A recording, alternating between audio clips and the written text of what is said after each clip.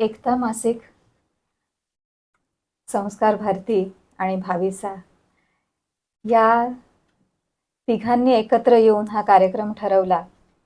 आणि मला तर कधी रामायणावरती बोलायचं म्हणजे असा इतका आनंद असतो की असं व्यासपीठ मिळालं की मी अगदी असं तयार असते की आता बोलणार आहे. आणि त्याच्यासाठी तुम्ही सगळेजण इथे आलेले आहात, वेळ काढून आला आहात, त्यासाठी तुम्हा सर्वांचे मनापासून आभार. तर सुरुवात वाल्मिकींना नमन करून. कूजन्तं राम रामेति मधुरं मधुराक्षरम् आरुह्य कविता शाखां वंदे वाल्मीकिकोकिलम्. आता वाल्मिकी रामायण याला इतिहास म्हटलेलं आहे. आपल्याकडे जे साहित्य आहेत, जे ग्रंथ आहेत, ते वेगवेगळ्या पद्धतीचे आहेत की श्रुती, स्मृती, इतिहास, पुराण असं म्हटलेलं आहे. त्याच्यात इतिहास फक्त दोनच आहेत, रामायण आणि महाभारत. आता खरं तर असं वाटतं बरं का की रामासारखे आणखीन राजे झाले नसतील का? तर पूर्वी अनेक मोठे राजे होऊन गेलेले आहेत आणि त्यांच्या कथा वशिष्ठांनी किंवा विश्वामित्रांनी रामाला सांगितलेल्या अशा रामायणामध्ये आलेल्या आहेत.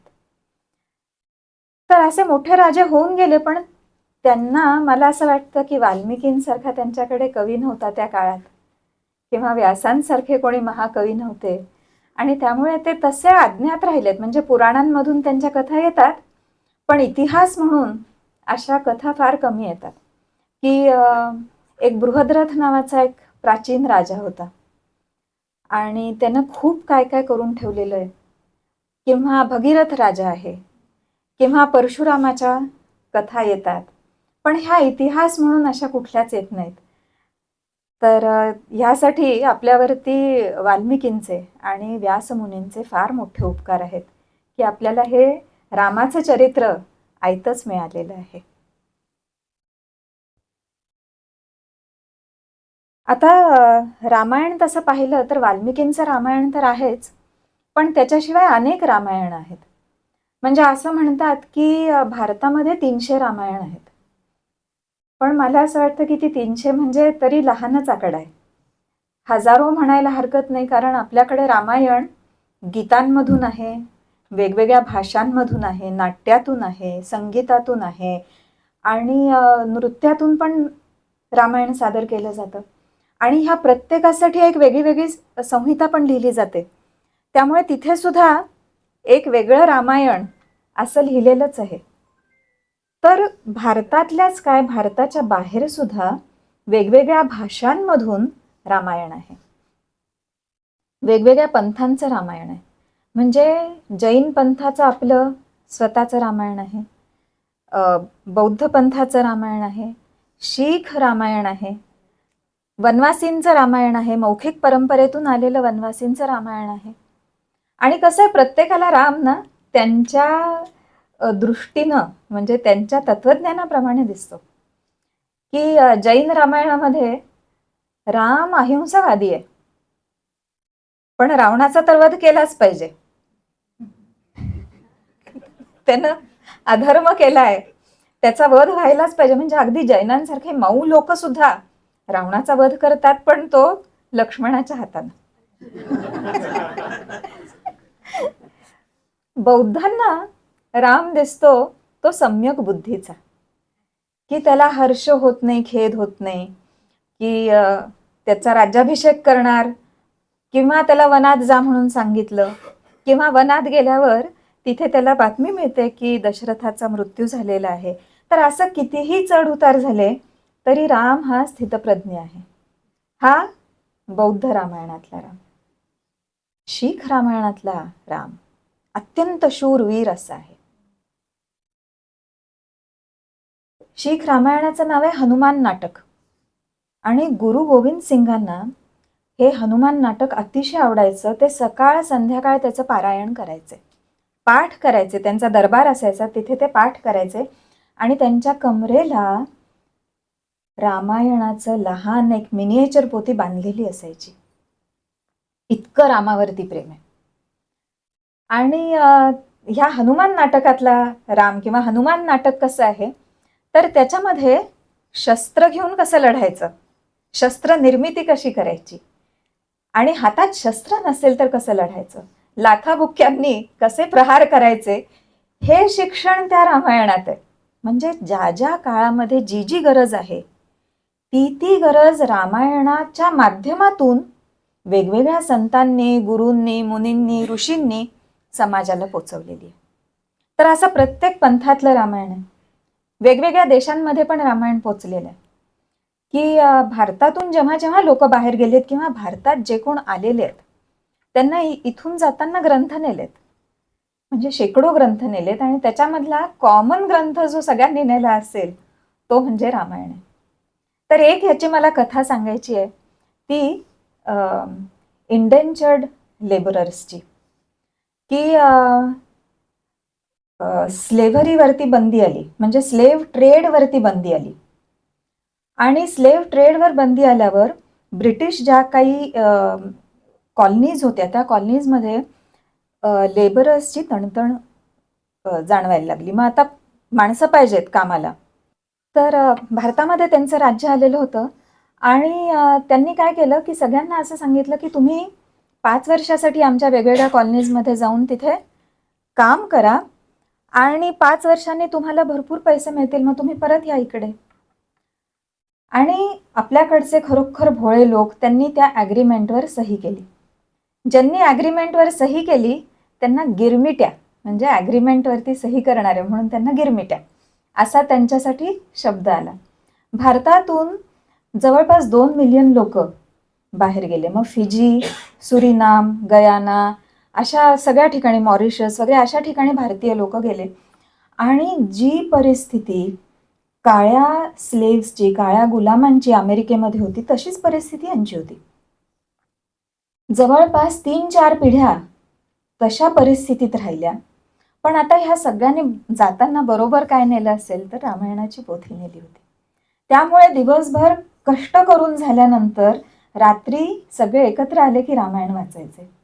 आणि त्याद्वारे झालं काय की त्यांची भाषा वापरत राहिले, भारतीय भाषा म्हणजे मातृभाषा ते बोलत राहिले, फॅमिली व्हॅल्यूज रामायणातून शिकत राहिले, कठीण प्रसंगी आपण कसं जगायचं हे ते रामायणातून शिकले. असं सगळं झाल्यामुळे जेव्हा हे इंडेंचर्ड लेबरवरती बंदी आली त्याच्यानंतर सुद्धा त्यांच्याकडे ह्या सगळ्या गोष्टी होत्या, संस्कृती होती त्यांची आणि त्याच्यामुळे ते त्याच्यातून बाहेर येऊ शकले. नुसते बाहेर आले असं नाही तर ह्या सगळ्या ठिकाणी, ह्या प्रत्येक ठिकाणी आपल्याला भारतीय वंशज असलेला प्रेसिडेंट आणि प्राईम मिनिस्टर्स दिसतात. तर ही रामायणाची कमाल आहे की रामायण काय देतं, तर रामायण ही शक्ती देतं आपल्याला की कठीण प्रसंगामध्ये कसं तरून जायचं, ही शक्ती रामायण देतं. तर असे रामायण वेगवेगळ्या देशांमध्ये पोचलेत, वेगवेगळ्या रूपामध्ये तिथे फुललेले आहेत. अगदी चीनमध्ये, जपानमध्ये, मंगोलियामध्ये पण आपल्याला रामायण दिसतं आणि साऊथ ईस्ट एशियन कंट्रीजमधलं रामायण आपल्याला माहितीच आहे. ह्या सगळ्या रामायणांचा आढावा मी ह्या एपिक फुटप्रिंट पुस्तकामध्ये घेतलाय. तर असे हे इतके विविध रामायण असताना सुद्धा इतिहास म्हणून जर अभ्यास करायचा असेल तर तो वाल्मिकी रामायणाचा. म्हणजे आपल्याला जर असे प्रश्न असतील की अमक्यानं अमुक का म्हटलं, तमक्यानं तमुक का म्हटलं, मग उर्मिला वनात का गेली नाही किंवा नेलं नाही तिला, मग अशा हे जे काय वेगवेगळे प्रश्न असतात त्याचं उत्तर जर शोधायचं असेल तर आपल्याला वाल्मिकी रामायणातच जायला पाहिजे. कारण बाकीच्या रामायणांमध्ये त्या त्या काळाला अनुसरून वेगवेगळ्या कथा लिहिलेल्या आहेत.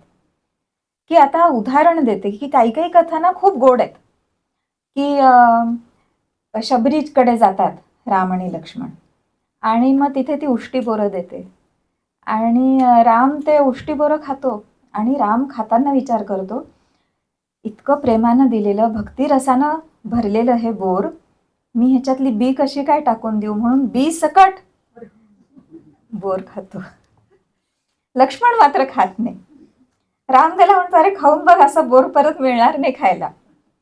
मग लक्ष्मण आपलं नाखुशीनं एक बोर घेतो हातात आणि रामाचं लक्ष नाही असं म्हणून टाकून देतो.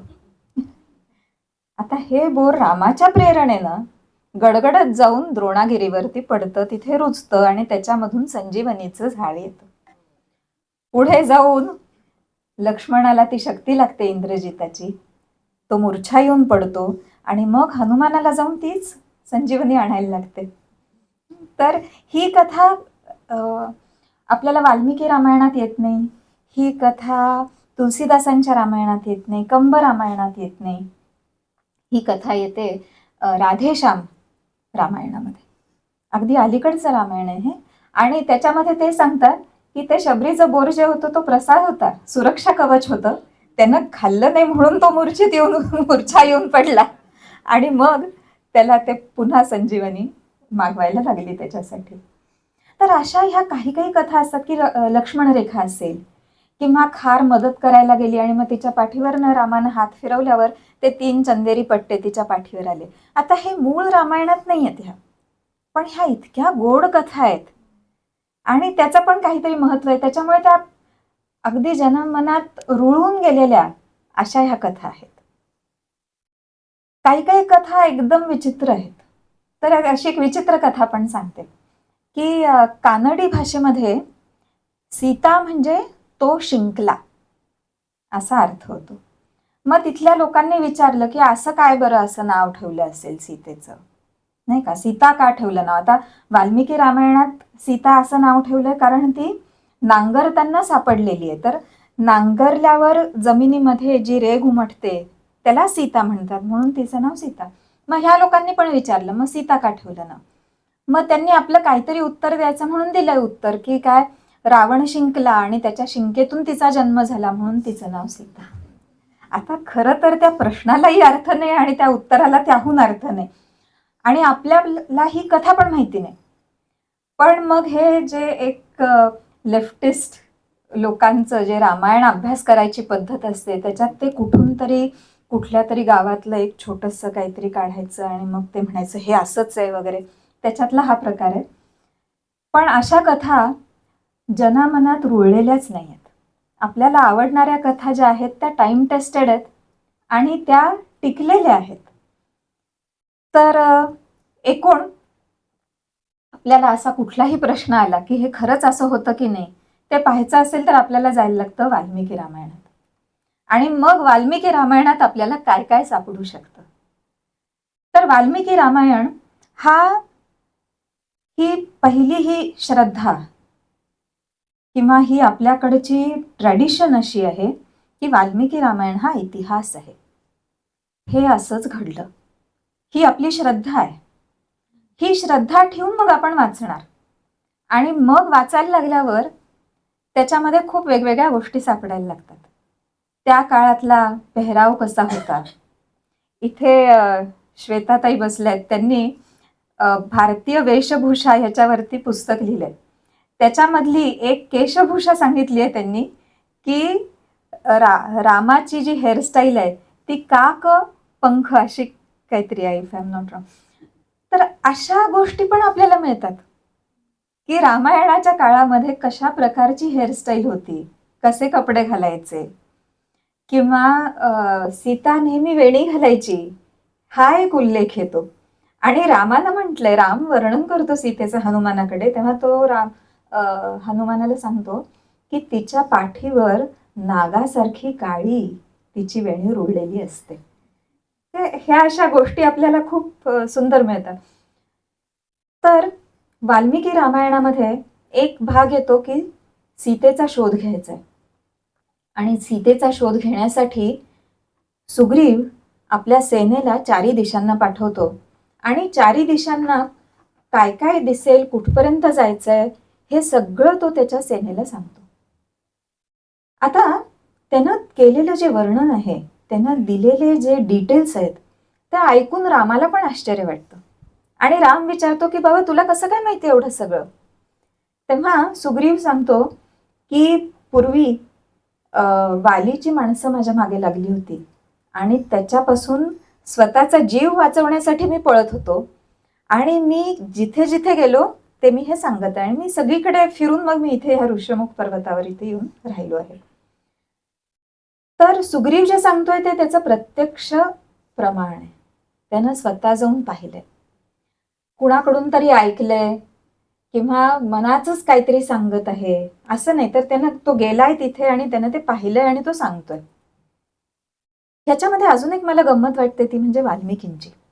की आता वाल्मिकींना समजा रामाला असं हिरो म्हणून उभं करायचं असतं, तर रामानंच हे सगळं सांगितलं असतं नाही का, की इथे जा तिथे जा हे पहा वगैरे असं. पण राम नाही सांगत, सुग्रीव सांगतो. आणि म्हणून या पुस्तकाचं नाव पण सुग्रीवास दॅटलास असं येतं.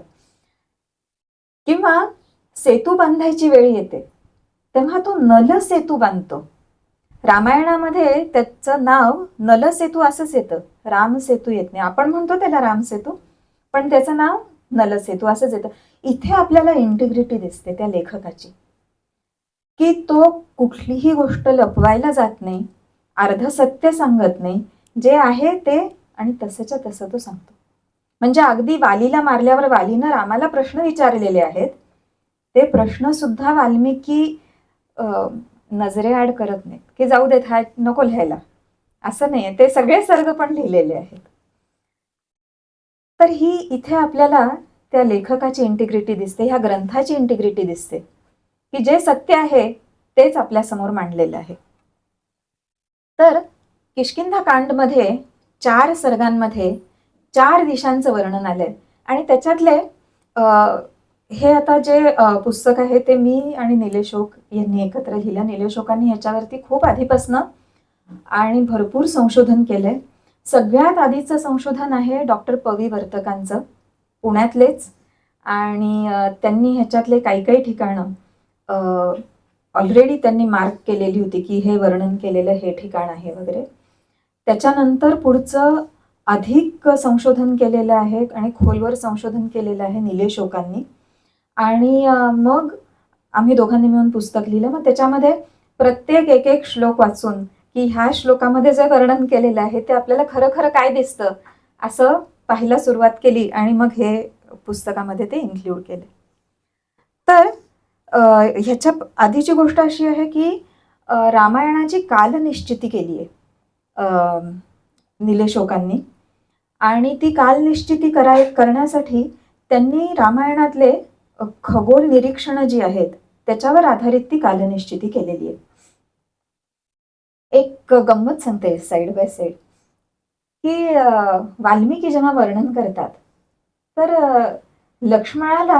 लक्ष्मणाची तुलना किंवा लक्ष्मणासाठी ते वापरतात ती उपमा सूर्याची आहे. लक्ष्मण कारण तसा आहे सूर्यासारखा, असा तडफदार, तेजस्वी, प्रखर असा लक्ष्मण आहे. राम मात्र चंद्र, सौम्य, प्रियदर्शनी, रामचंद्र असा आहे. आणि सीतेला रोहिणी म्हटले. आता पहा, रोहिणी नेहमी चंद्राबरोबर असते म्हणून सीता रोहिणी, चंद्राची आवडती. आणि चंद्र सुद्धा रोहिणीपासून कधी दूर जात नाही म्हणून रामचंद्र. आणि सूर्याची पत्नी छाया किंवा निशा ही सूर्यापासून दूरच असते म्हणून तो लक्ष्मण सूर्य. असं हे वाल्मिकींच्या काव्यामध्ये इतक्या सुंदर प्रकारे गुंफलेलं आहे. म्हणजे ते एकाच वेळेला हेही सांगत असतात की राम आणि लक्ष्मण हे चंद्र आणि सूर्यासारखे समोरून येताना दिसत आहेत आणि ते अमक्या नक्षत्रात आहेत. तर त्यावेळी ऍक्च्युली ते ग्रहण आहे किंवा ते त्या नक्षत्रामध्ये आहेत. अशा प्रकारचे सगळे श्लोक एकत्र करून निलेशजींनी रामायणाची कालनिश्चिती केली आणि ती कालनिश्चिती आहे आजपासून 14,000 वर्षापूर्वीची.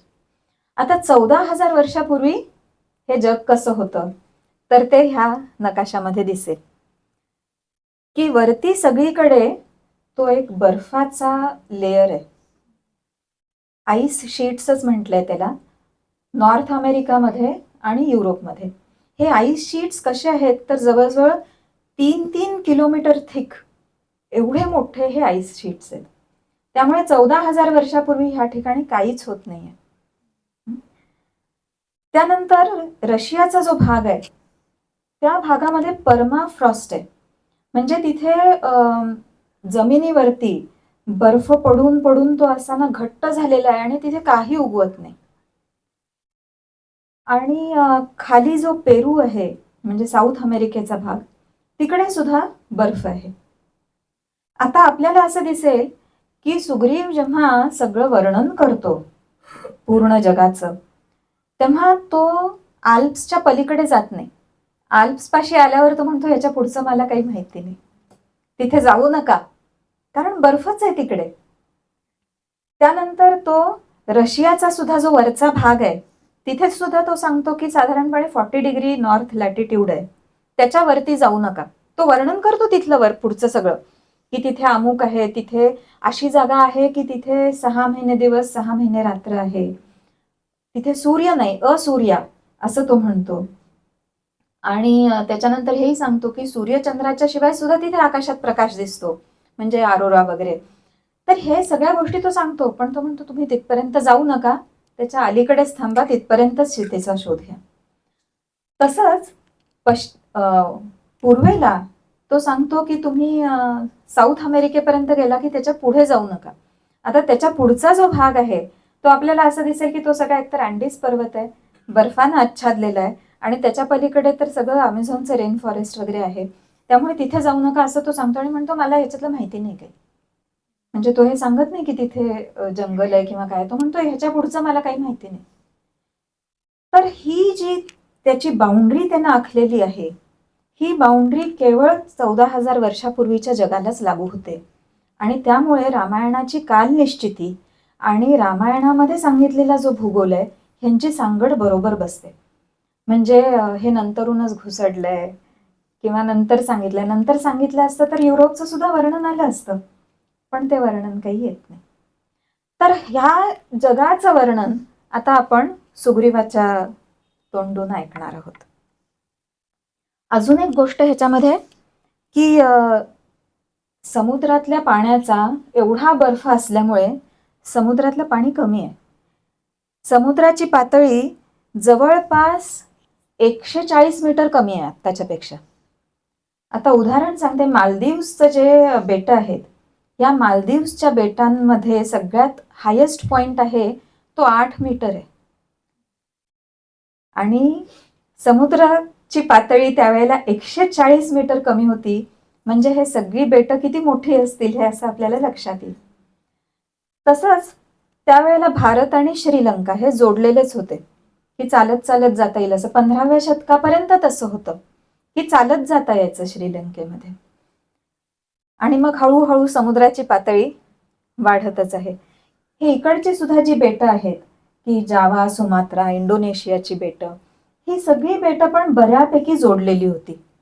आणि असंच आपण जर का पुढे गेलो तर पॅसिफिकमध्ये सुद्धा आज जी बेटं दिसत आहेत त्याच्यापेक्षा जास्त बेटं पूर्वीच्या काळी होती असं आपण म्हणू शकतो. आणि ती बेटं जास्त मोठी होती असंही म्हणू शकतो, कारण समुद्राची पातळी खूप कमी आहे.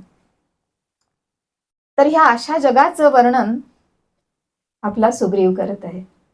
आता त्या काळामध्ये अजून एक वेगळी गोष्ट काय आहे, तर तेव्हा असलेले महाकाय प्राणी, त्यांना मेगाफोना म्हणतात. आणि मग ह्या महाकाय प्राण्यांमध्ये वेगवेगळ्या प्रकारचे सरडे आहेत, रेप्टाईल्स आहेत. कोमोडो ड्रॅगन जो आहे इंडोनेशियाचा, तशाच प्रकारचा पण अति जास्त मोठा असा प्राणी त्यावेळेला होता. मोठे मोठे हत्ती होते, 4 सुळे असलेले हत्ती होते. आणि रामायणामध्ये त्या 4 सुळ्यांच्या हत्तीचा एक उल्लेख येतो की हनुमान जेव्हा लंकेमध्ये जातो तेव्हा तो तिथे पाहतो की इथे 4 सुळे असलेले हत्ती आहेत.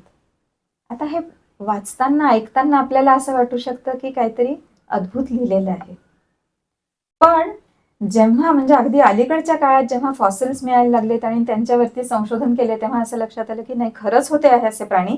आणि हे साधारण 13,000 वर्षापूर्वी ते नष्ट झालेत. सो रामायणाचा काळ निश्चितच 13,000 वर्षाच्या आधीचा आहे हे आपल्याला लक्षात येतं. आणि मग सुग्रीव जेव्हा त्याचं वर्णन करतो, सुग्रीवाचा ॲटलास किंवा सुग्रीवाचा जो नकाशा आहे तो, म्हणजे आज आपण कसं सांगू ना एखादी गोष्ट की लॅटिट्यूड आणि लॉन्जिट्यूड सांगू, तर इतकं वृक्ष नाही आहे. सुग्रीव जेव्हा सांगतो तेव्हा तो म्हणतो की इथे अमुक नदी आहे, ती नदी किती जोरात वाहते, त्या नदीच्या पाण्याचा रंग कुठला, इथे अमकी फुलं येतात त्यांचा रंग कसा आहे, इथे अमके पर्वत आहेत, अमक्या प्रकारचे लोक राहतात, ते मोठे मोठे दागिने घालतात, किंवा ते अशा प्रकारचा उद्योग आहे, त्यांचा वस्त्राचा उद्योग आहे, किंवा तो सांगतो की इथे अमकी झाडं आहेत आणि त्यांचा किती सुंदर सुगंध येतो. त्याचा हा जो नकाशा आहे तो अत्यंत जिवंत आहे. म्हणजे आपल्याला ते असं वाचताना ते सगळं डोळ्यासमोर दिसायला लागतं आणि आपल्या नाकाला ते सुगंध पण यायला लागतात. असा त्याचा अतिशय जिवंत असा हा नकाशा आहे. त्याच्यामध्ये तो हे असे सगळे प्राणी वगैरे पण सांगतो. तर आधी आपण पूर्वेला काय काय दिसतं ते बघू. पूर्वेला म्हणजे ईस्ट. तर सुग्रीव सांगतो ते जावा, सुमात्रा वगैरे जे द्वीप आहेत त्यांना तो म्हणतो सुवर्णद्वीप. आजही तिथलं नाव सुवर्णद्वीप आहे. की बँकॉकचा जो एअरपोर्ट आहे त्याचंही नाव सुवर्णभूमी आहे. तर तो सांगतोय की तिथे सुवर्णद्वीप आहे, रौप्य द्वीप आहे. ह्या ठिकाणी सोन्याच्या खाणी आहेत आणि जगातलं सगळ्यात अधिक सोन्याचं उत्पादन तिथून होतं. हे अजूनही आहे, म्हणजे तेव्हापासून. किती ऍप्ट नाव आहे हे असं आपल्याला लक्षात येईल. किंवा यवद्वीप म्हटलं की तिथे यवधान्य उगवतं म्हणून तो यवद्वीप आहे. आणि मग तो सांगतोय की हे द्वीप ओलांडून पुढे गेल्यानंतर तुम्हाला लाल समुद्र दिसेल. लाल समुद्र, लाल पाण्याचा समुद्र दिसेल आणि तिथे महाकाय असुर आहे म्हणून तो सांगतो. आणि त्यांचं वर्णन करतो की ते किती सतत भुकेलेले असतात आणि त्यांना खायचं असतं. तुम्ही त्यांच्यापासून सुरक्षित राहा असं तो आपल्या सैन्याला सांगत आहे.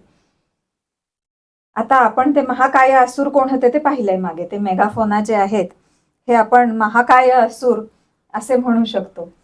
आणि आता ह्या इंडोनेशियामधले जे बेट आहेत तिथे एक समुद्र आहे, त्याचं नाव आहे पिंक सी, लाल समुद्र. अजूनही त्याचं नाव पहा पिंक सी आहे. तिथला बीच पण पिंक आहे कारण तिथे कुठल्या तरी प्रकारचा बॅक्टेरिया किंवा एक जीवाणू आहे की ज्याच्यामुळे त्याचा सगळ्याचा रंग असा गुलाबी असा येतो. आणि तिथे त्या बेटावरती कोमोडो ड्रॅगन्स आहेत. ड्रॅगन्स म्हणतात ते मोठे मोठे आहेत. आता तेवढे नाही प्राचीन काळा इतके मोठे, पण हे वर्णन अगदी तंतोतंत जुळतं की सुग्रीव जे सांगतोय आणि आज आपल्याला तिथे काय दिसेल त्याचं हे वर्णन. त्यानंतर सुग्रीव सांगतोय की पुढे गेलात की एक बेट लागेल, त्या बेटावरती महाकाय एक भयंकर मोठं असं शाल्मलीचं झाड आहे, शाल्मलीचा वृक्ष आहे आणि म्हणून त्या बेटाचं नाव पण शाल्मली आहे. आता हा शाल्मली वृक्ष म्हणजे कॉटन सिल्क म्हणतात तो वृक्ष. आणि ह्या भागामध्ये आपल्याला हा असा तो वृक्ष दिसतो. हे कंबोडियामध्ये की खरोखर प्रचंड उंच आहे की असं आपण बघायला लागलो की वाटावं की आकाशाला भिडलाय की काय. आणि ह्याचंच वर्णन सुग्रीव करत आहे, शाल्मली वृक्ष, आणि त्या बेटाचं नाव पण त्यामुळे शाल्मली. त्याच भागात तो सांगतोय की हे जे बेट आहे ह्या बेटावरती गरुडाचा निवास असतो आणि त्या गरुडाचं जे घर आहे ते साक्षात विश्वकर्म्यानं बांधलेलं आहे आणि अतिशय असं सुंदर घर त्या बेटावरती पाहायला मिळेल. आता हा जो भाग आहे कंबोडिया, इंडोनेशिया, ह्या भागामध्ये गरुडाची अतिशय लोकप्रिय असा देव आहे की सगळीकडे आपल्याला गरुडाचं हे दिसतात, शिल्प दिसतात, चित्र दिसतात. आपल्याकडे हनुमान आल्यानंतर गरुडाचं महत्व कमी झालंय, पण भारताबाहेर सगळीकडे गरुड आपल्याला दिसेल. चीनमध्ये दिसतो गरुड, त्याच्यानंतर गरुड म्हणजे आपल्या विष्णूचं वाहन गरुड म्हणून गरुड दिसतो. इंडोनेशियाच्या एअरलाईनचं नाव पण गरुड एअरलाईन्स आहे. आणि हे तिथलं साधारण 10व्या-11व्या शतकातलं मंदिरावरचं शिल्प आहे. गरुडावर बसलेला विष्णू, त्याच्या हातामध्ये शंख चक्र असे आहेत. आणि हे आजचं आहे, मागच्या एक 10-20 वर्षात केलेलं हे एक मॉन्युमेंट आहे नवीन. गरुडावर बसलेला विष्णू. हेच गरुडाचं घर की अजूनही तो तिथे तेवढाच लोकप्रिय आहे. म्हणजे पूर्वीपासून चालत आलेली परंपरा असावी असं म्हणू शकतो.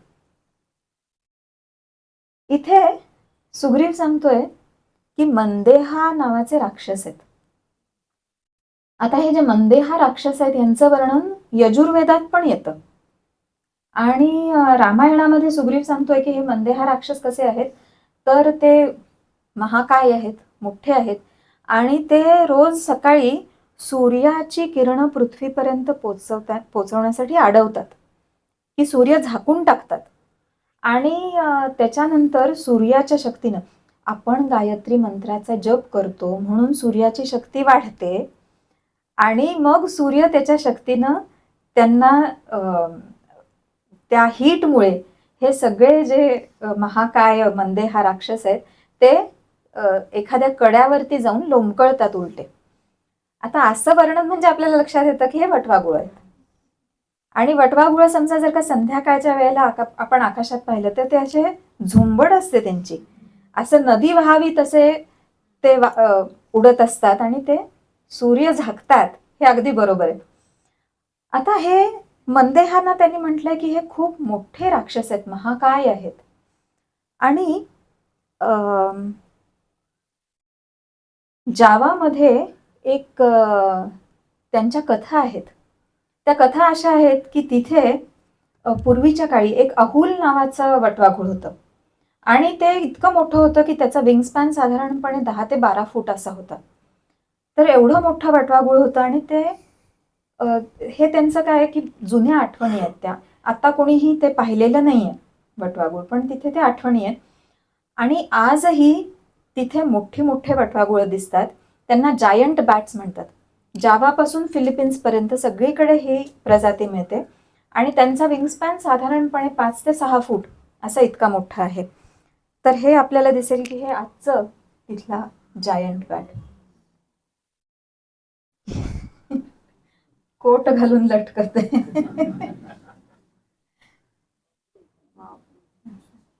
तर कदाचित ह्या प्राण्याचे जे पूर्वज होते त्यांचं वर्णन सुग्रीवानं केलंय की काय असं आपल्याला वाटू शकतं. इथे अजून एका समुद्राचा उल्लेख करतो सुग्रीव. तो म्हणतो इथे क्षीरसागर, म्हणजे क्षीरसागर नाव नाहीये, तो म्हणतो की दुधाच्या पाण्याचा समुद्र आहे. आता आणि तो सांगतो की ह्याच्यामधून जाताना असं वाटतं की जणू काही आपण ढगातून चाललेलो आहोत आणि तो असा तेजस्वी आहे, ते प्रकाशमान आहे, असं वर्णन त्यानं केलेलं आहे.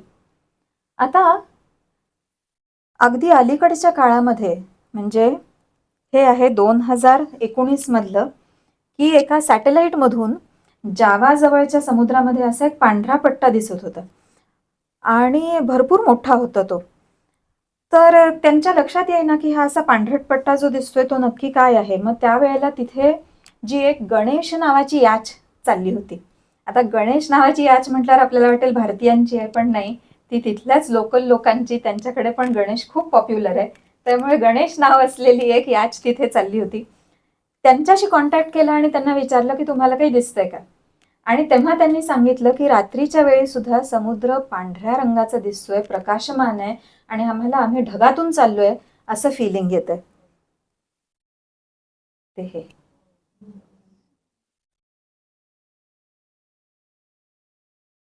तर असं म्हणजे त्यावेळेला जे सांगत आहे सुग्रीव, कदाचित त्या काळामध्ये असे जास्त ऑफन होत असेल, आजकाल इतकं फ्रिक्वेंट नसेल. तर हा एक पूर्वेकडचा भाग. त्याच्यामध्ये अगदी जेव्हा समुद्रात म्हणजे महासमुद्रामध्ये पर्यंत पोचतो सुग्रीव, तेव्हा तो सांगतो की तिथे समुद्राच्या खाली एक राक्षस आहे आणि तो राक्षस म्हणजे काय अग्नी आहे, वडवानल आहे आणि तो मधून मधून त्याला राग आला की तो इरप्ट होतो. तर ते वर्णन ह्या फायर रिंगला अगदी बरोबर लागू पडतं की इथे अनेक वेगवेगळे व्होल्कॅनोज आहेत आणि ते अधूनमधून इरप्ट होत असतात, त्याच्यामधनं लावा येत असतो. कधी कधी असं होतं की एखादं नवीन आयलँड तयार होतं, अशा प्रकारचं आहे. तर ह्याचं वर्णन आहे असंच वाटतं सुग्रीव जे सांगतोय त्याच्यावरून. आणि मग तो म्हणतो की हा जो वडवानल आहे हा ओलांडून तुम्ही पलीकडे गेला की तुम्हाला एक सोनेरी रंगाची ध्वज दिसेल आणि तो ध्वज आहे अनंतचा. अनंत म्हणजे नाग, नाही का, शेषशाही विष्णू ज्या अनंतावरती पहुडलेला आहे. तर तो अनंत सर्प म्हणजे अँडीज पर्वत, आणि तो अँडीज पर्वत एखाद्या सर्पाप्रमाणे असा लांबच्या लांब असा पहुडलेला आहे. आणि त्याचं वर्णन करताना सुग्रीव म्हणतो तो सहस्र शीर्ष आहे, त्याला अनेक पीक्स आहेत, अनेक शिखरं आहेत. आणि त्याच्यावरती त्याच्या समोरच्या बाजूला हा ध्वज कोरलेला आहे. हा ध्वज कसा आहे तर त्रिशिरा म्हणजे 3 टोकं असलेला, 3 शिखर असलेला. सोनेरी म्हणजे आपण अगदी सोन्याचा असं अर्थ नाही घ्यायला पाहिजे. सोनेरी म्हणजे त्याच्यावरती ऊन पडल्यावर तो सोनेरी रंगाचा दिसतो. तर असा तो केतू म्हणजे ध्वज आहे. आणि हा कोणी स्थापन केला आहे तर तो सांगतो की फार पूर्वी इंद्रानं हा स्थापन केलेला आहे. कशासाठी तर पूर्व दिशा ओळखू यावी म्हणून. कुठेतरी थांबायला पाहिजे ना आपल्याला की पृथ्वी गोल आहे वगैरे, तर कुठेतरी ते म्हणायला पाहिजे की इथे पूर्व दिशा, आणि पूर्व दिशेचा जो दिक्पाल आहे तो इंद्र आहे. त्यामुळे इथे ही पूर्व दिशा. आपण थोड्या वेळानं जेव्हा पश्चिमेला जाऊ तेव्हा पश्चिमेचा दिक्पाल पण पाहू. तर इथे हा पूर्वेचा दिक्पाल इंद्र त्यांना फिक्स केलंय की ही पूर्व दिशा, आणि इथून सूर्याचा उदय होतो, इथून सूर्याचा उदय होतो म्हणून हा उदय पर्वत. आता गंमत अशी आहे की हा जो भाग आहे ह्या भागामध्ये एक 7-8 शिखरं आहेत, त्यांचं नाव अनंत आहे. पुका अनंत, त्याच्यानंतर आणखीन एक तिथल्या ज्या भाषा आहेत त्याच्यामध्ये वेगवेगळे अनंत नावाचे पीक्स आहेत. जवळपास 8 पीक्स तिथे अनंत नावाची आहेत. तिथल्या लोकांना माहिती नाही की त्याचं नाव अनंत का आहे किंवा त्या अनंतचा अर्थ काय आहे, हे त्यांना माहिती नाही आहे. पण रामायणामध्ये सांगितलेलं आहे की ते अमुक आहे. तर हा आपला पूर्व दिशेचा आपला हा प्रवास इथे पूर्ण होतो. आणि आपण 1-2 उदाहरणं बिफोर दॅट, हे एक वाटतं बरं का की हा प्रवास खरोखर शक्य आहे का, की पॅसिफिक ओशन इतका मोठा आहे आणि एवढा प्रवास आणि एवढ्या प्राचीन काळी कसा काय शक्य झाला असेल. तर आजकाल सुद्धा एखाद्या लहान बोटीतून ॲडव्हेंचर म्हणून प्रवास करणारे थोर लोक आहेत. तर हा त्यांच्यापैकी एकानं मॅप केलेला आहे की 3-4 दिवस प्रवास केला, 7-8 दिवस प्रवास केला की कुठलं तरी एक बेट येतं, त्या बेटावर थांबायचं, खाणं पिणं तिथे काय लागेल ते घ्यायचं, मग परत पुढे जायचं. आणि असं करत करत आपल्याला एशियापासून साऊथ अमेरिकेपर्यंत जाता येतं.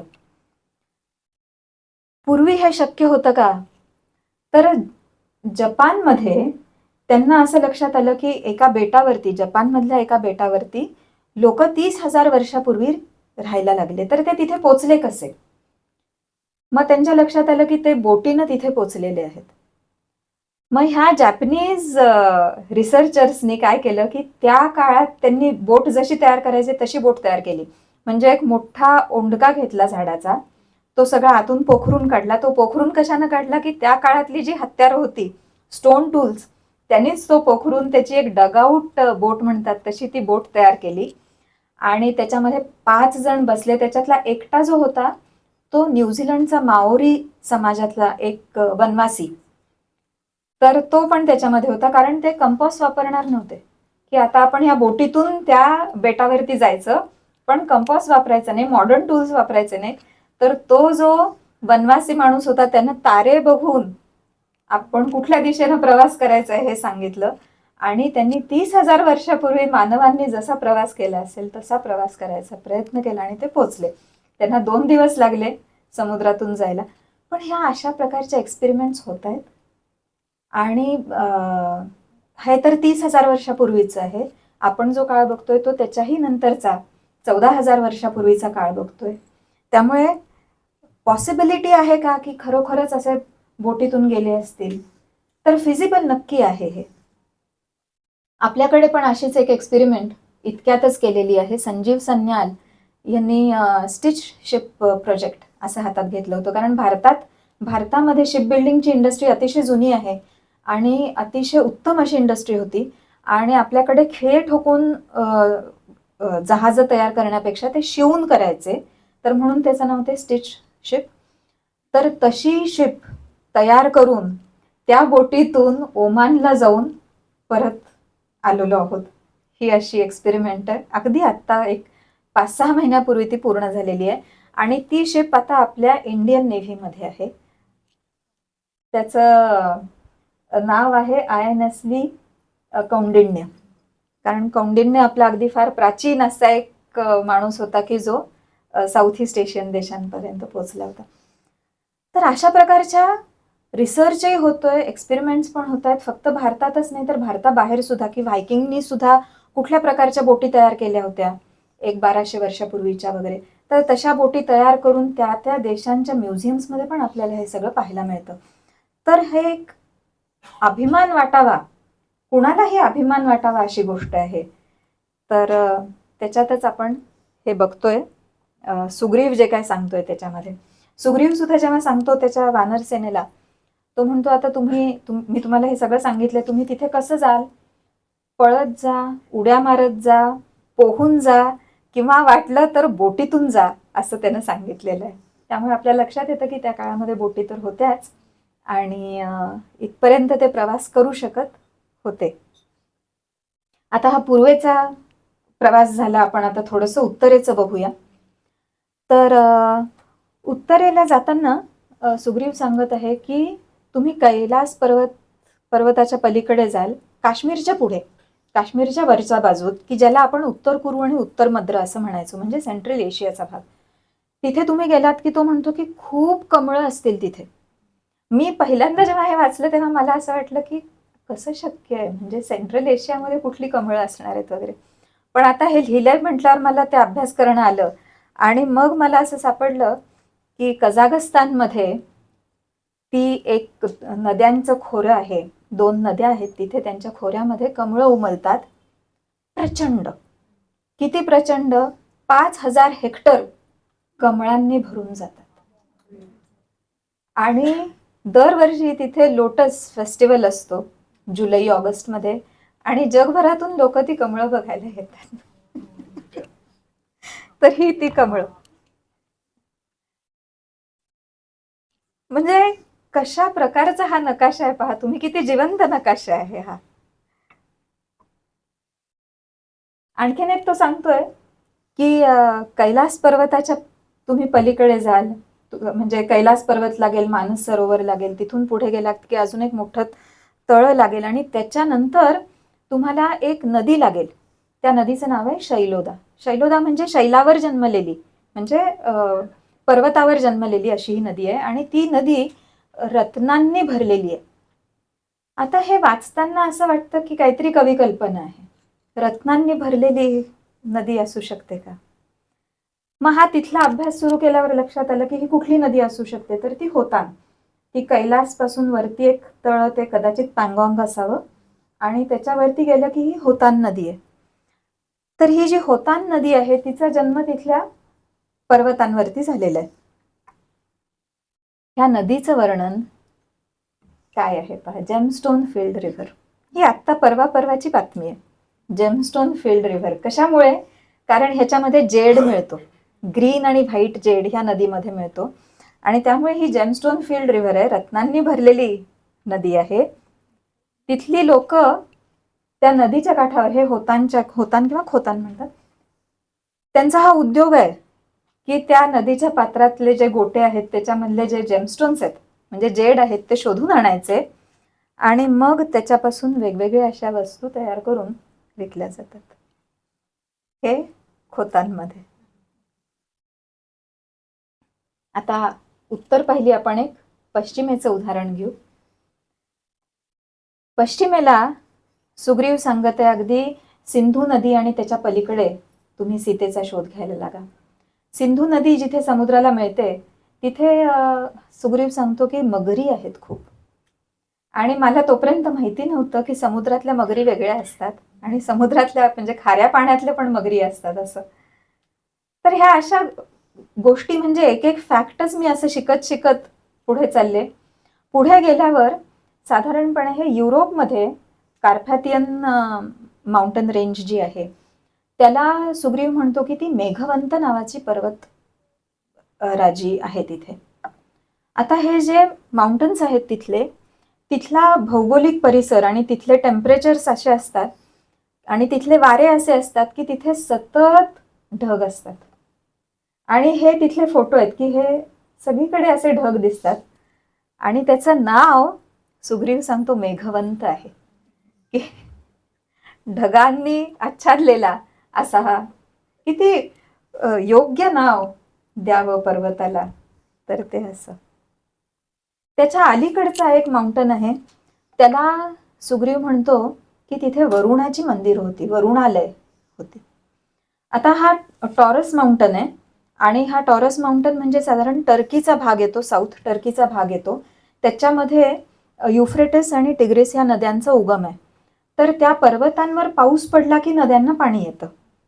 त्यामुळे तिथे जे लोक राहायचे पूर्वीच्या संस्कृतींमध्ये, सुमेरियन असतील, मेसोपोटोमियन असतील, बॅबिलोनियन असतील, तर त्यांना हा जो पाऊस देणारा देव आहे त्याची ते उपासना करायचे. त्या ठिकाणी गोबेकली टेपे तिथे उत्खनन केल्यावर हे अशा प्रकारचे स्ट्रक्चर्स मिळालेत. त्याला ते म्हणतात की this is the first temple of humanity. आणि हे साधारणपणे 11,500 12,000 वर्ष जुने आहेत. आता तिथले सगळे जो काय धर्म होता, जी संस्कृती होती ती पूर्ण नष्ट झालेली आहे.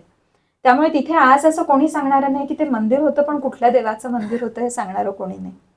पण आपल्याकडे रामायणामध्ये त्यांचा सुद्धा उल्लेख आहे की तिथे वरुण पण पाण्याचाच देव आहे. आपण वरुणाची पूजा करतो, ते कलशामध्ये वरुण आहे असं समजून पूजा करतो, किंवा हातामध्ये आपण पाणी घेऊन जेव्हा संकल्प सोडतो ते वरुणाला आपण प्रॉमिस करतोय की मी अमुक अमुक एक गोष्ट करीन. तर वरुण हा पाण्याचा देव. आणि इथे हे आपल्याला दिसत आहेत ती ही मंदिरं 11,500 12,000 वर्ष जुनी. तर त्यामुळे रामायण कसं आहे ना की त्याच्यामध्ये फक्त भारताचा इतिहास आहे, फक्त भारताचा भूगोल आहे असं नाही, तर आपल्याला भारताबाहेरचं सुद्धा जर का काही डॉक्युमेंटेशन पाहिजे असेल तर ते आपल्याला रामायणामध्ये मिळेल. इतकं हे रामायण महत्वाचं असं डॉक्युमेंट आहे. It is not just for us Indians, not just for Hindus, but for the whole humanity. तर असा हा सुग्रीवाचा ॲटलास. थोडक्यात एक काही त्याच्यामधले आपण हे बघितले, काही ठिकाणं जे सुग्रीवानं सांगितले ती पाहिली. आणि इथे आता मी थांबते आणि आपण काय प्रश्नोत्तर वगैरे घेणार असो तर तसं करूया.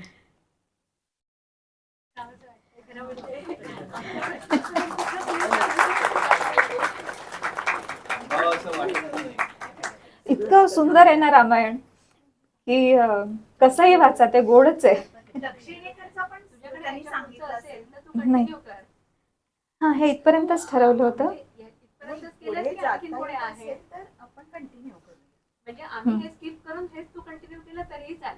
बरं, काही प्रश्न असतील तर घेऊ आपण, असं काही हरकत नाही.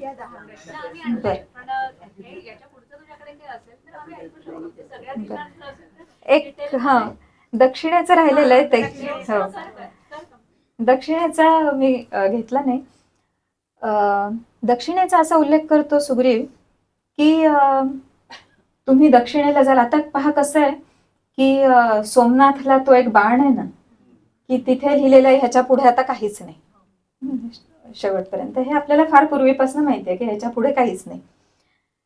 सुग्रीव सांगतो की तुम्ही दक्षिणेला गेला की वेगवेगळे बेट लागतील आणि त्यांना अनेक बेट सांगितली आहेत. त्याच्यातल्या एका बेटावरती तो म्हणतो चंदनाची झाड आहेत आणि सुगंध आहे त्याला, आणि तिथले जे लोक आहेत ते चंदनाचे लेप लावतात की डिझाईन्स वगैरे काढतात अंगावर त्या चंदनाचे.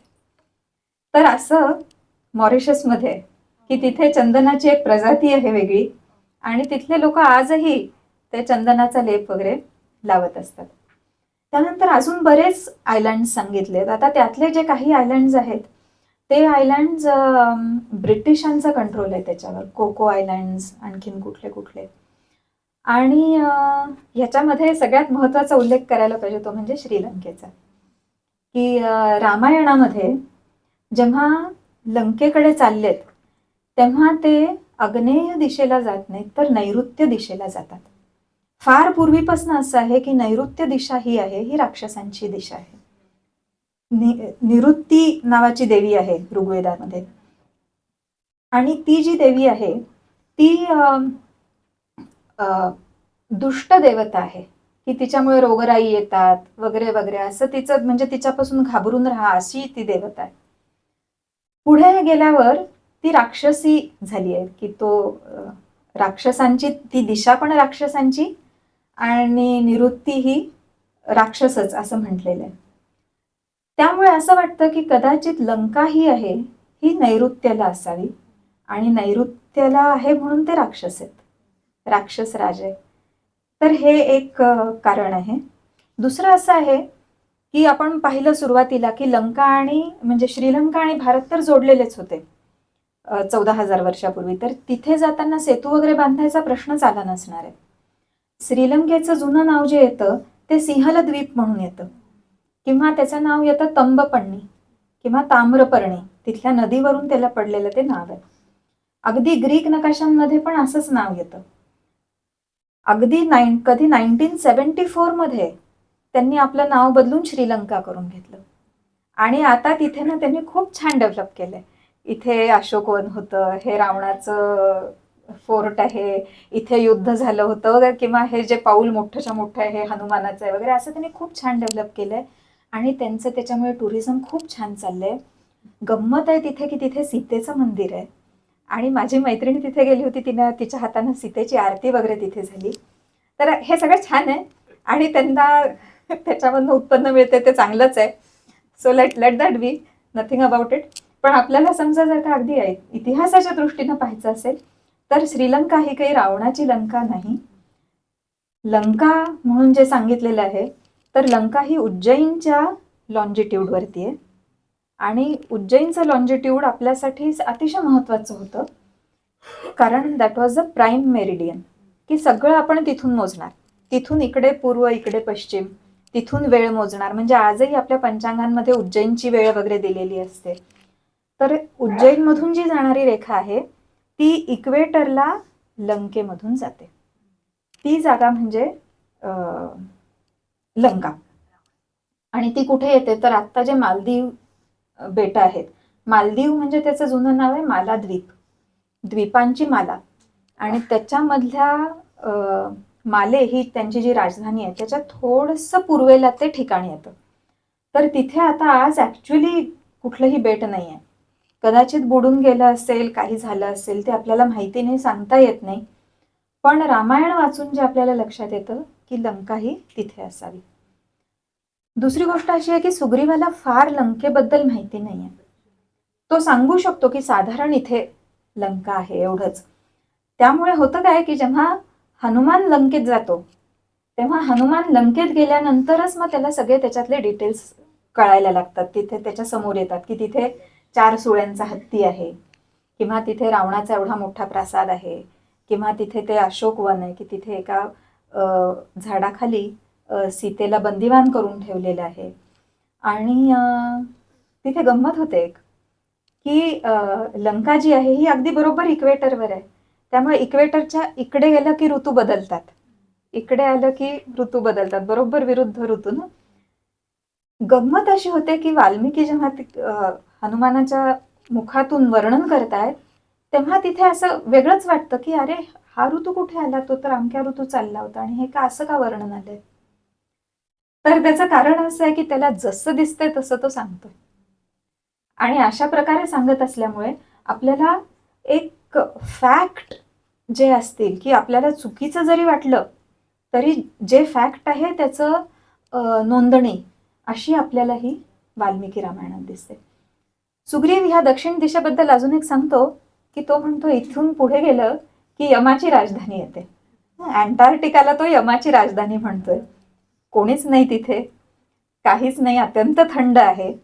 कदाचित तिथे गेलेली लोक परत येत नसावीत म्हणून त्याला यमाची राजधानी म्हटलं असेल. तर अशा प्रकारचं वर्णन आपल्याला दक्षिण दिशेचं मिळतं. मी इथे थांबते, आपण प्रश्नोत्तर घेऊ, की जसं काही प्रश्न असतील तर आपण घेऊया. नाही, प्रश्नोत्तरांचा कार्यक्रमच आपण स्किप करावा असं वाटतंय, कारण खरं म्हणजे दीपालीचं इतकं सुंदर प्रेझेंटेशन झालंय की त्याच्यात नंतर पुन्हा तो कार्यक्रम आणखीन खूप लांबवायचा आणि कदाचित आम्ही प्रश्न विचारू आणि तुमच्या मनात आणखीन वेगळे प्रश्न राहून जातील, असं व्हायला नको. म्हणून आता आम्ही चर्चा केली आणि ठरवलं की आता मी फक्त एक प्रश्न विचारते आणि विनिता एक प्रश्न फक्त विचारेल ॲज अ प्रेक्षक, आणि उरलेले प्रश्न तुमच्या मनात जे काही असतील ते तुम्ही विचारा, जेणेकरून कार्यक्रम आपल्या वेळेमध्ये संपेल. तर खाली बसूनच प्रश्न विचारले तरीही चालतील. पहिला प्रश्न मी एक फक्त माझ्या मनात जी एक शंका आहे ती विशेष करून संशोधनाच्या बाबतीमध्ये आहे, की आपल्याकडे विद्यापीठामध्ये जे काही संशोधन आपण म्हणतो प्रॉपर ते जे काही हायपोथेसिस हे ते तुम्ही सिद्ध करा वगैरे वगैरे, तर हा जो अभ्यासाच्या दृष्टिकोनातून संशोधनाचा विषय आहे, तर रामायणाचा अभ्यास करत असताना सुद्धा तुला म्हणजे एव्हिडन्सेस आहेत, इंटरप्रिटेशन आहे किंवा स्पेक्युलेशन वगैरे हे जे काही आहे, म्हणजे प्रॉपर विद्यापीठाचं संशोधन आणि हे रामायण हे त्याच्यामध्ये असं बसवता येऊ शकतं का, किंवा तू तसं बसवलं आहेस का, कसं? असंच बोलतो हे आहे. पहिली गोष्ट म्हणजे श्रद्धेनं सुरुवात केली आहे. ती श्रद्धा अशी आहे की हा इतिहास आहे, त्यामुळे वाल्मिकी रामायणातली जे वाक्य आहेत ते फॅक्ट आहेत असं धरून पुढे चालले. त्याच्यामध्ये एखादं जेव्हा वर्णन येतं की इथे कैलास पर्वत आहे, उत्तरेला कैलास पर्वत आहे, मानस सरोवर आहे, तर ते आपोआप मॅचच होतं, त्यामुळे त्याच्यामध्ये काही प्रश्न येत नाही. काही काही ठिकाणी म्हणजे जसं ती जी नदी म्हटलं मी, शैलोदा नदी जी रत्नांनी भरलेली आहे, तर आता त्याच्यासाठी इंटरप्रिटेशन करायला लागतं की हे काय असेल, तर कदाचित हे असेल, कदाचित ती होतान नदी असेल. ते जुळतंय सगळं बरोबर, पण it is still an interpretation. आणि काही काही ठिकाणी स्पेक्युलेशन आहे.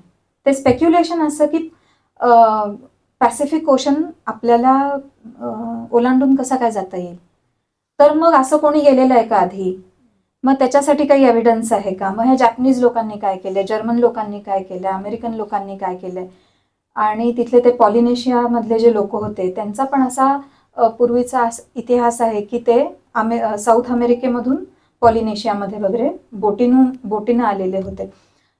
तर हे सगळं अवेलेबल आहे. ह्याच्यावर आधारित आपण एक स्पेक्युलेशन करू शकतो की हा ठीक आहे. कारण एक गंमत आहे बरं का रामायणाची. असं म्हणतात ना की main don't ask for directions,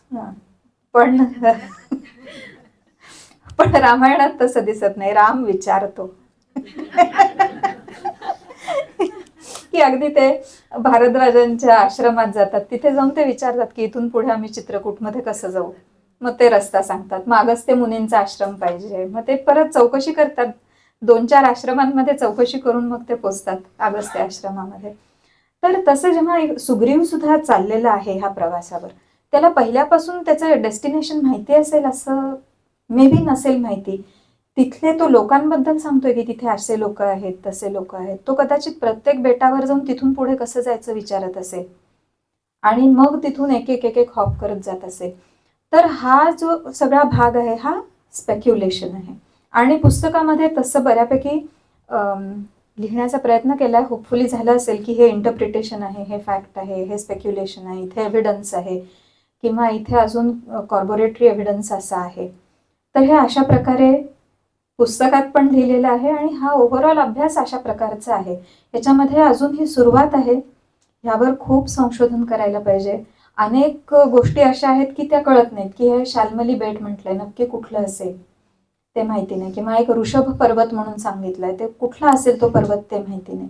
किंवा पूर्वेला गेल्यावर जसा तो एक ताल वृक्ष आहे, म्हणजे तो केतू जो आहे, सोनेरी केतू, तर तसा त्यानं सांगितलेला आहे की पश्चिमेला पण आहे, आणि पश्चिमेला जो आहे तो आल्प्स पर्वतावरती आहे असं सांगितलंय. पण अशा प्रकारचा ध्वज तिथे अजून तरी सापडलेला नाहीये किंवा कोणी रिपोर्ट पण केलेला नाहीये. तर अशा खूप गोष्टी आहेत की ज्या अजून धूसर आहेत, माहिती नसलेले आहेत आणि त्याच्यावरती संशोधन करणं आवश्यक आहे.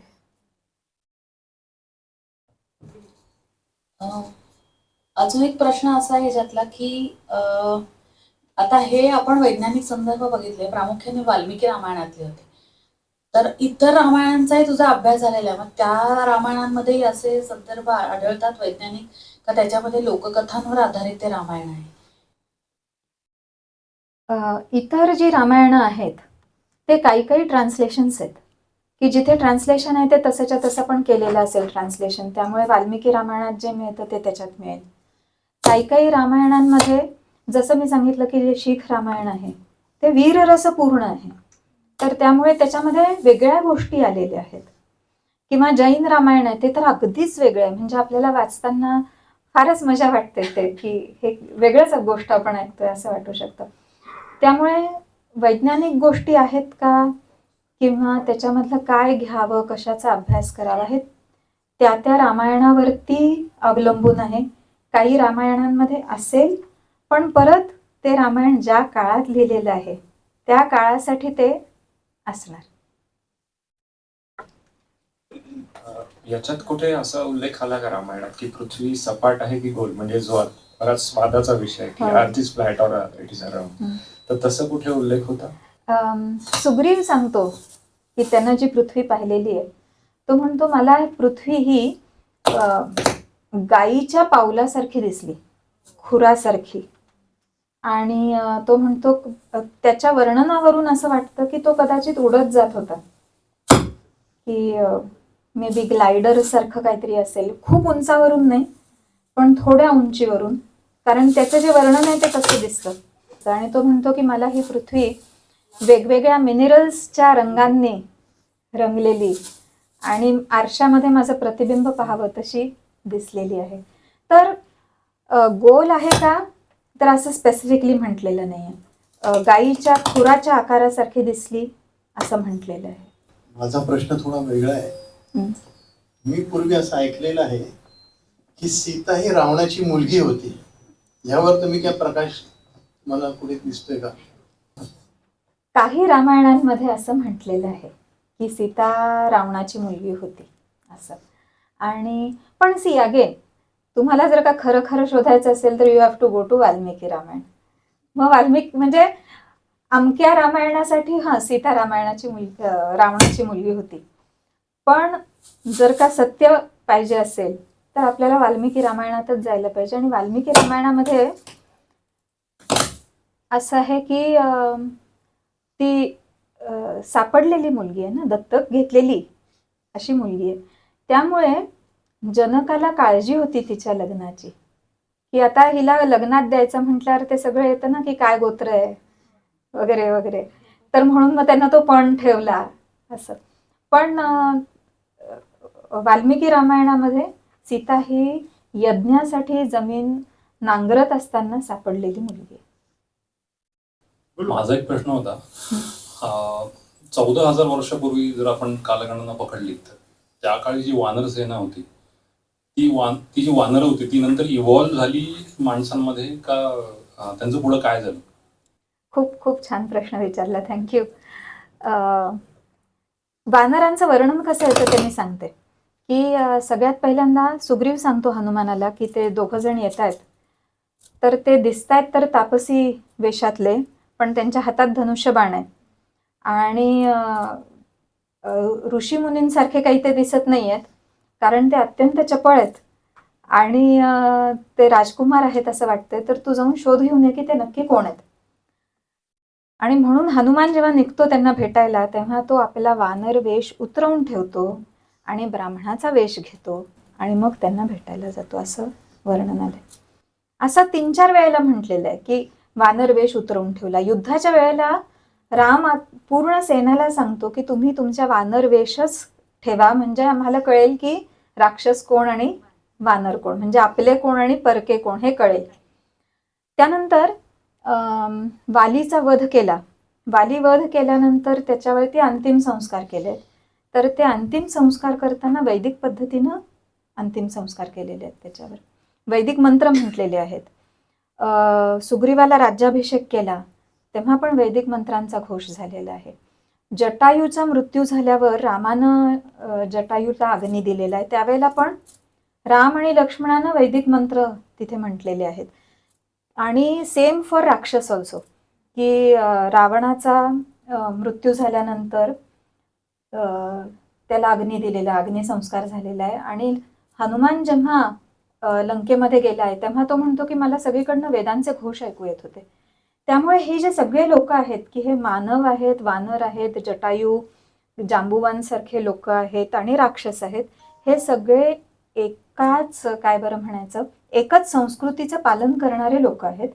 सगळे वैदिक आहेत, सगळे संस्कृत बोलणारे आहेत.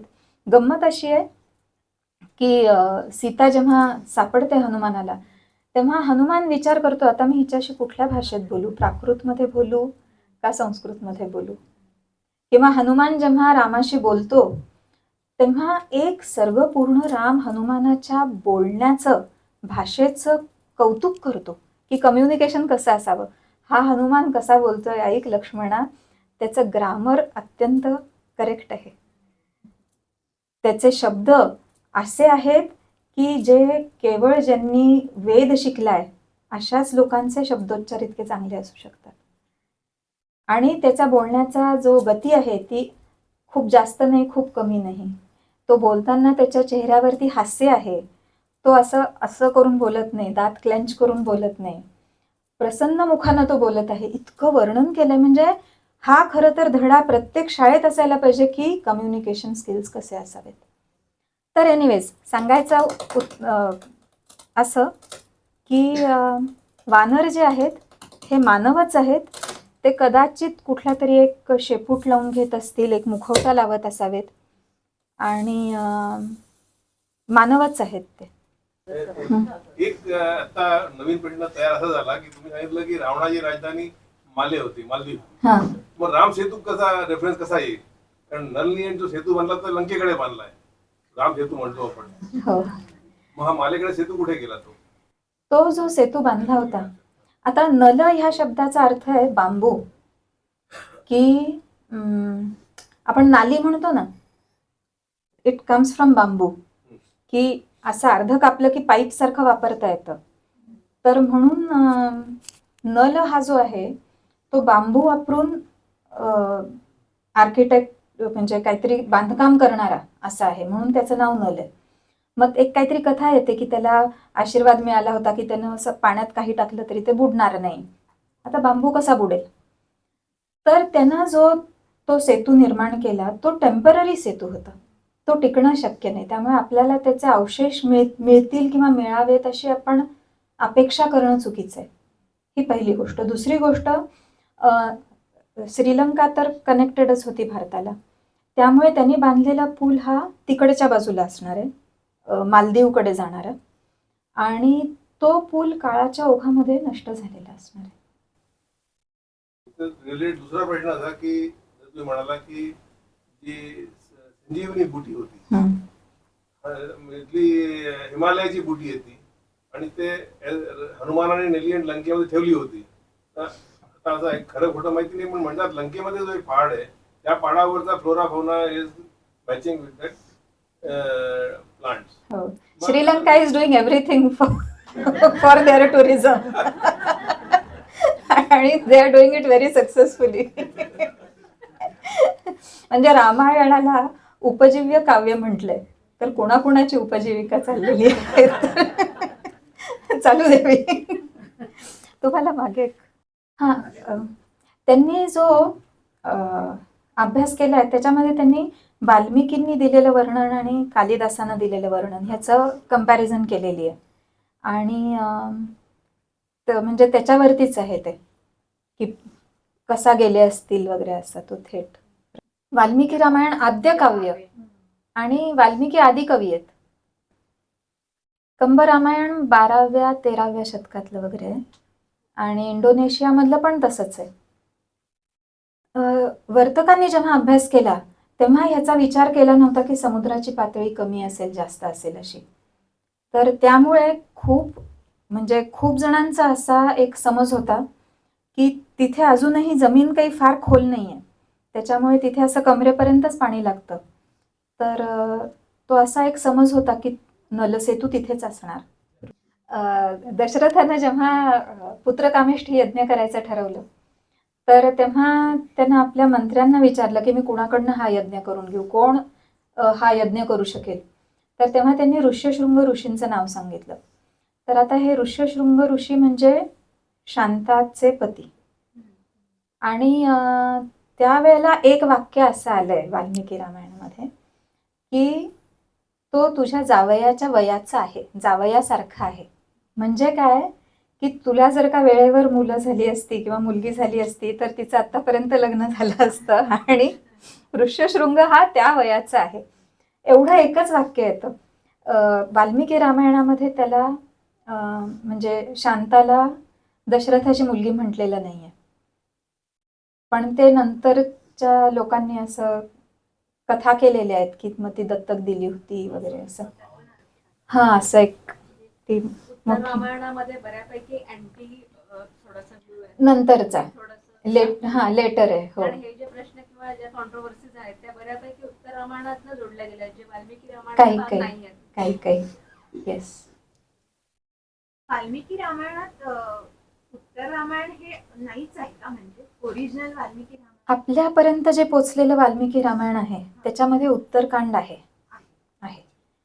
पण मग असं म्हणतात की हे युद्ध झालं, युद्धानंतर राम लक्ष्मण सीता परत अयोध्येला आले, मग तिथे रामाला राज्याभिषेक झाला आणि मग वाल्मिकी लिहितात की त्यांना 11,000 वर्ष राज्य केलं. आणि मग ते लिहितात की हे जे कोणी वाचेल त्याला काय फळ मिळेल, तर तिथे फलश्रुती येते. त्यामुळे असं वाटतं की तिथे रामायण संपलं. आणि मग नंतरच्या काळात उत्तर रामायण म्हणजे त्याचा अर्थच तसा होतो ना की नंतरच्या काळामध्ये लिहिलेलं, तर जोडलेलं, की कदाचित खिलपर्वासारखं ते जोडलेलं असं असावं. की मे बी नंतर कोणी म्हटलं असेल की रामानं कसं काय सीतेचा स्वीकार केला, मग त्याला काहीतरी उत्तर द्यायला पाहिजे. मग बरेचदा उल्लेख 6 आणि 1 कांड असा येतो. हा, 7वं कांड म्हणजे ते नंतरच असणार. नंतरचं. हो हो हो. युग ही जी युनिट आहेत ते वेगवेगळ्या लोकांनी वेगवेगळ्या ह्याच्यासाठी वापरले. वैदिक काळामध्ये युग हे 5 वर्षाचं होतं. मग खगोल मेजरमेंट्ससाठी मोठ्या संख्या लागत होत्या, त्यामुळे खगोल मेजरमेंटसाठी जी युगाची संकल्पना आली किंवा the number of years in a yuga हे वेगळे आले. तर ते लाखो, हजारो वगैरे वगैरे आले. पण त्यामुळे प्रत्येक ठिकाणी आपल्याला एका युगात किती वर्ष आहेत हे वेगळं वेगळं दिसतं. मग आपण नक्की कुठलं घेणार ते सांगता येत नाही. तर हे जेव्हा आपण असं म्हणतो की राम हा कृत युगातला, त्रेतायुगातला आहे आणि सत्ययुगाच्या नंतर येणारं हे जे युग आहे, तर ते आपण केवळ तो काळ कसा असेल, म्हणजे आपण असं म्हणतो ना पेशवाई किंवा मुघल काळ किंवा आणखीन यादवकालीन मंदिर आहे, तर तो एक असं काळ म्हणण्यासाठी आपण जे एक असं मोजमाप म्हणतो तसं ते एक असं सत्ययुग, कृतयुग, कलियुग असं तो एक ढोबळ मनानं म्हणायचं असं युनिट आहे. ते पूर्वी वर्तकांनी जे पुस्तक लिहिलं हो. होतं, आता नाही. त्यांचा हा खवळचा अभ्यास करून लिहिलं होतं. त्यांनी 5 वर्षात केलेलं आहे. हो. आमचं असे राहून 5 वर्ष. आता आपलं जे म्हणणं आहे लोकांचं 14 वर्ष हम्म. दोन्हीचं काही पण खवळचा अभ्यास करून लिहिलं होतं. मग आता हो. इतका फरक कसा पडला? एकदम फार ठीक आहे. हा. 7 आणि कितपत फरक पडला? नाही, वर्तकांनी जो काळ सांगितलाय तो 7,000 वर्षापूर्वी असा आहे. आणि त्याच्या पुढचा जो अभ्यास जेव्हा ह्यांनी केलेला आहे निलेशोकांनी, तेव्हा त्यांनी प्रत्येक संदर्भ घेतलाय खगोलशास्त्रातला. मी त्याच्यातला एकच सांगते की ज्याच्यामुळे आपल्याला अगदी नक्की कळतं की ते 14,000 वर्षापूर्वी होतं. लक्ष्मण जेव्हा दक्षिणेला चाललेले आहेत हे सगळं सेना घेऊन, त्यावेळेला लक्ष्मण सांगतो की उत्तर आकाशामध्ये अभिजित नक्षत्र जे आहे ते पोल स्टार आहे आणि दक्षिणेला अगस्त्य. तर हे 14,000 वर्षापूर्वीच ही परिस्थिती होती, त्याच्यानंतर ही परिस्थितीच नव्हती अशी. त्यामुळे ते 14,000 वर्ष आपल्याला आधुनिक संशोधन आहे असं म्हणू शकतो आपण. ती पूर्वी असं म्हणायची की त्या वाल्मिकी रामायणामध्ये सांगितलं की या ऋषींनी 10,000 वर्ष तपश्चर्या केली किंवा 15,000 केली. हो. तर मग ते वयाचं काय होतं की म्हणजे इतके वर्ष आपण म्हणतो की कसं जगणं शक्य आहे किंवा रामायणामध्येच दशरथ राजा स्वतः म्हणतो की मी 60,000 वर्ष राज्य केलं आणि आता मी थकलोय, तर आता मी वनवास घेणार, म्हणजे मी तुला राज्याभिषेक करणार असं. तर ते 60,000 वर्ष म्हणजे 60 वर्ष, मग ते मला वाटतं किंवा तसं. रामानं नंतर 11,000 वर्ष राज्य केली, तर ते म्हणजे तर अशा प्रकारे आपण ते घ्यायला पाहिजे. आता आपण मगाशी म्हटलं तसं उत्तर रामायण जे आहे हे नंतर ऍड केलेलं आहे, तर त्यामुळे ते आपण इतिहास म्हणून घ्यायचं का, हा प्रश्न आहे.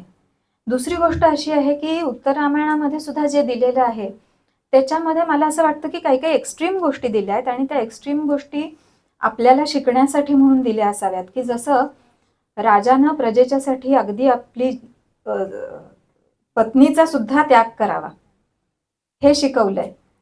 तर रामाच्या आधीचाच राजा आहे दशरथ. दशरथानं काय केलं, पत्नीसाठी राज्याचा त्याग केला, नाही का. पत्नीच्या शब्दाला जास्त मान दिला, म्हणजे पती धर्म वॉज ग्रेटर दॅन राजधर्म. पण मग रामानं हे दाखवून दिलं की पत्नीपेक्षा सुद्धा श्रेष्ठ काय असेल तर राज्य करणं, आपलं कर्तव्य किंवा राजधर्म जास्त श्रेष्ठ आहे. आणि हे कदाचित फार बिंबवून सांगायची गरज असावी, कारण आजही आपण बघतो की पत्नीसाठी, मुलांसाठी प्रजेचा त्याग करणारे सगळे नेते आपण आजूबाजूला बघतो. त्यामुळे मला असं वाटतं की हे शिकवण्यासाठी असं केलेलं असावं. तर रामायण कोणी लिहिलंय? सांगता येत नाही, कदाचित वाल्मिकींच्या शिष्यांनी लिहिलं असावं, सांगता येत नाही, कधी लिहिलंय? ते पण नाही. पण बरंच जुनं आहे, कारण ते it became a part of Valmiki Ramayana. काय हा तुम्ही सांगा, आपण म्हणूया शेवटचे 2 प्रश्न घेऊया. हा, आता एक शेवटचा प्रश्न घेऊया बरं का. कसं आहे, आपल्याकडे ना कुठल्याच गोष्टीवरती पूर्ण ब्लँकेट बॅन नाहीये की मांस खायचंच नाही असं म्हटलंच नाहीये. कुणी खायचं नाही, की जे बैठं काम करतात त्यांना खायची गरज नाही, त्यांनी खाऊ नये. जे शारीरिक कष्टाचं काम करतात त्यांनी खावं, पण रोज खावं का नाही. मंगळवारी खाऊ नका, गुरुवारी खाऊ नका, एकादशीला खाऊ नका, श्रावणात खाऊ नका, हे असे सगळे मर्यादेत राहून सगळं करायचंय. आणि हेच आपल्याला शिकवलं. म्हणजे त्यामुळे असं मला वाटतं की रामानं समजा खाल्लं असेल, आता जंगलात जाऊन काय करणार, की कुठे त्यांना गहू तांदूळ काय मिळणार आहे. आणि ते क्षत्रियच आहेत, त्याच्यामुळे काय हो, ह्यांचा प्रश्न घेऊन मग आपण थांबू. आपण हे वाल्मिकी रामायण हा प्रमाण मानून सगळं चर्चा करतोय. वाल्मिकी रामायण हे मला माहित नाही, म्हणजे प्रामुख्याने मौखिक परंपरेतनं पुढे आलेलं आहे का, सगळ्यात जुना संदर्भ लेखी किंवा शिलालेखाच्या स्वरूपात कुठे उपलब्ध आहे, याची काही माहिती आहे का? मौखिक परंपरेनं ते चालत राहिलं. कुशीलव नावाची परंपरा होती, तर त्या परंपरेनं गावोगावी जाऊन रामायण सांगणं असं काम केलं. आणि आपल्याकडे पाठांतर अत्यंत उत्तम आहे, त्यामुळे लोकांनी पाठ केलेलं आहे, कधीतरी लिहून ठेवलंय आणि मग ते जे लिहिलंय त्याच्या कॉपीज करत आल्या. 1966 मध्ये बडोद्याचं जे एक इन्स्टिट्यूट आहे, ओरिएंटल इन्स्टिट्यूट, त्यांनी रामायणाच्या सगळ्या जुन्या प्रती जितक्या उपलब्ध आहेत त्या सगळ्या घेतल्या आणि त्याच्यावरनं एक क्रिटिकल एडिशन तयार केली. तर ती क्रिटिकल एडिशन पण आता उपलब्ध आहे. म्हणजे त्याच्यामुळे काही गोष्टी जर का नव्यानं आल्या असतील किंवा चुकीच्या आल्या असतील तर त्या हां पण मग सगळ्यात जुनं उपलब्ध हस्तलिखित असेल किंवा असं लेखी स्वरूपातलं आहे काय, असं काही की त्याला सगळ्यात जुनं म्हणता येईल असं काही? असं जे असेल ते त्या बडोद्याच्या ह्याच्यामध्ये घेतलेलं आहे त्यांनी. आणि आपल्याकडे फार जुनी हस्तलिखित मिळत नाहीत. आणि रामायणाचं काळ जर 14,000 वर्ष एवढं जुनं उपलब्ध किंवा 4-5 हजार वर्षापूर्वी पण उपलब्ध असणं अवघड पडतं. करेक्ट. त्यामुळे आपल्याला जे मिळतात ते 8वे-12वे शतक 15वे शतकातले मिळतात हस्तलिखित, त्याच्या आधीचं मिळायचे खूप अवघड आहे. इथे थांबूया आपण.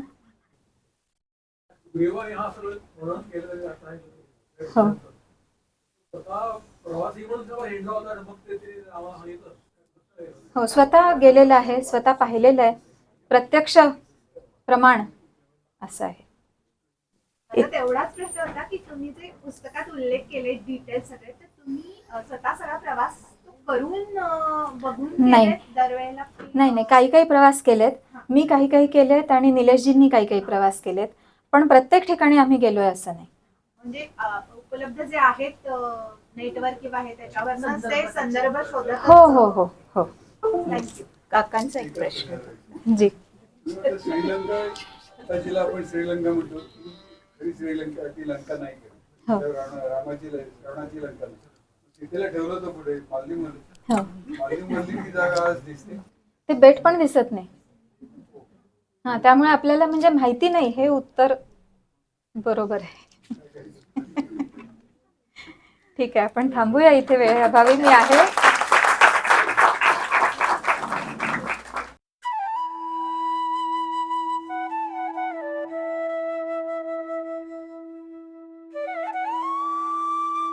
अध्यात्मावर अशीच माहिती मिळवण्यासाठी देव माझा चॅनलला सबस्क्राईब करा